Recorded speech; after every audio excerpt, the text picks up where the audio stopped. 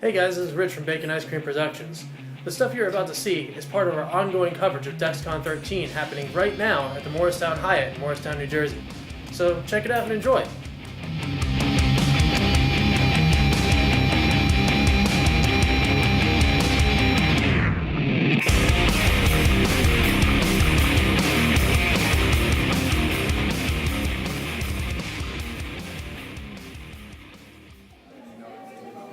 Hey everyone, this is Diabolik with Bacon Ice Cream Productions. We're here at DexCon 13, yes, right? Yes, it's 13. Hey, I don't know. It's the first one I've done so far. I can't remember what I'm doing yet. I'm here with Jenna. She's here with Calimacil. Did I say it right? Calimacil? And they do weaponry, which you may have just seen or are about seeing right now on the camera, because I forget what Rich was planning on doing with this. So, tell us more about Calimacil. All right, so Calimacil, first of all, they're sword vendors up in Canada. They're located there. This was all started by Patrick Lessard. He spent about 2 years developing the formula for these. These are completely latex-free. That's the single most important thing to know about these. So if you have a LARP that has to worry about latex allergies, says no latex weapons because they crack, they melt, they this, they that. These are 100% super high density foam on a carbon fiber core. Actually, I can show you one down here. It took a lot to smash this, but we did it on purpose so we could show you the core. So you can see there's plenty of padding. And it makes these things basically indestructible. They're meant to hold up to wargaming. We have lots of beautiful models. Unfortunately, most of them were, well, not unfortunately, fortunately, most of them sold. You did just catch me at the end of a very long weekend. We've got, I think, about 50 separate models, ranging from various scimitars and cutlasses to several models of ninja blades. This is a single-handed. We do have a double two-handed katana that has about the same kind of design, much longer hilt. That was already sold, but it's about this long. This is part of we just introduced an under $100 series. So if you're just getting into LARPing, maybe if it's for a kid, if you don't know what your costume's going to be, if you're on a budget, we just introduced this whole line of blades that are under $100. So we have just about one of everything you can need. This is a ninja style. We have 2 European styles. These come in 3 different lengths, a 32, 37, and 42. This is the Sanguis, and this is the Novice. There's also just introduced a mace that's also under 100. Was also sold. Again, I'm not complaining. Just introduced some new daggers. These things are beasts. They might not be quite as attractive as, for example, one of these, but they're heavy duty. Some of these weapons are fairly heavy. They average about a pound. We do have a 72-inch double-bladed staff that clocks in at almost 3 pounds. So if you're into a heavy weapon, they're great. We do have lighter, of course.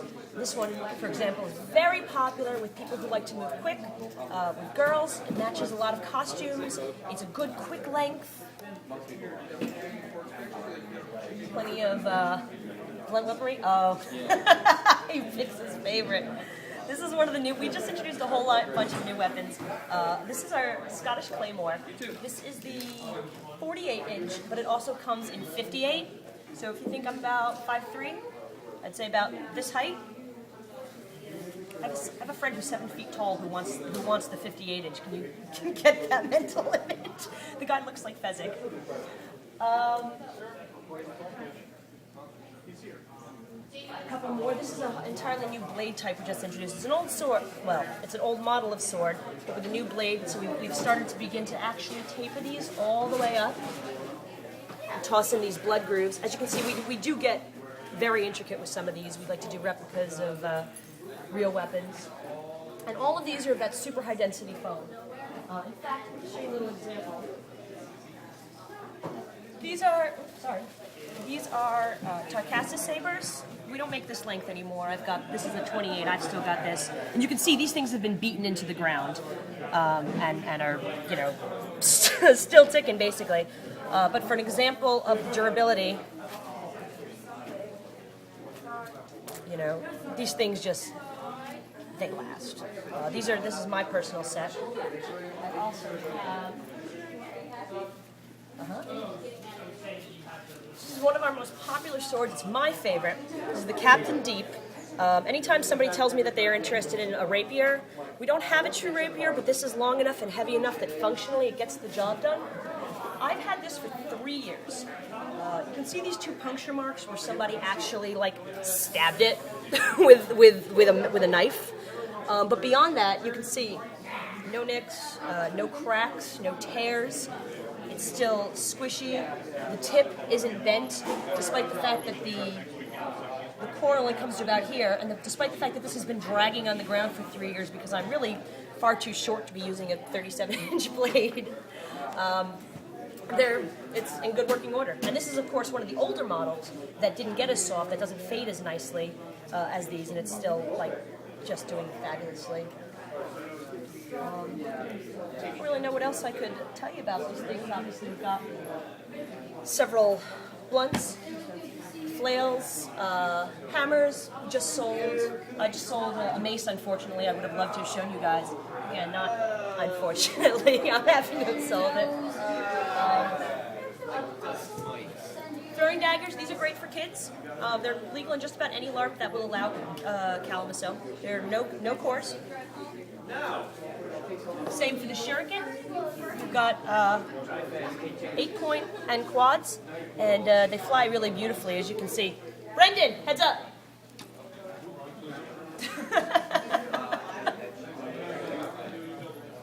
We just started carrying arrows. These are actually through a partner, I believe they're made by IDV in Germany. They're perfectly LARP safe. This is a squishy tip. This is an actual foam. It's even softer. So depending on what type your LARP allows, you can use either. We also have for crossbow boats that are same sort of tip, but of course shorter and meant to be entered into a crossbow. And oh, there you go. What else I can tell you about them? Well, I'm going to ask you other questions. Yeah. What LARPs do you play? I play in Night Realms, is my personal favorite. I go there every month. I do sell weapons there, mostly just because I'm going to be there anyway. That's my favorite game. I go to Dystopia Rising once in a while, which is just ridiculous, and I love it. I haven't gotten to try out Mystic Realms yet, although I'd like to. Nocturne, a lot of the big ones around here. I know this guy over here has also tried Night Realms with us. And so that's my monthly. I go out to the Poconos for that and run around stabbing things. How'd you get into LARPing? DexCon, actually. 3 DexCons ago, I was down here and met some people, and they said, yeah, you need to come along, check out Night Realms. I'm like, okay, I've never gone to LARPing before. I tried it out, it was cool. More importantly, I went to a party that they were having afterwards and just met the people, and they were just about the best people I'd ever met. And I'm like, okay, I got to go party with these guys. I was in college, I couldn't really afford to go, I didn't have a weapon. Luckily, I started working for Calimacil on their Northeast rep, kind of bringing stuff down to the U.S. I got this as sort of payment for services rendered, so now I had a weapon. Then I was in college, couldn't really afford to go. Suddenly I finally got a job, had plenty of money, had plenty of time. All right, I'm getting to Night Realms, and I haven't looked back since. It's been a wonderful year that I've been doing. All right, well, thank you very much for your time. I appreciate it. Problem. Cheers. There were a lot of people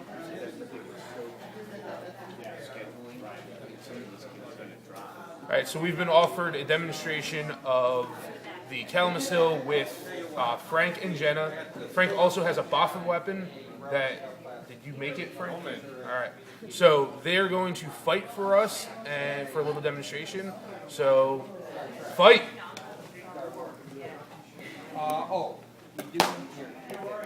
we do have a walker that another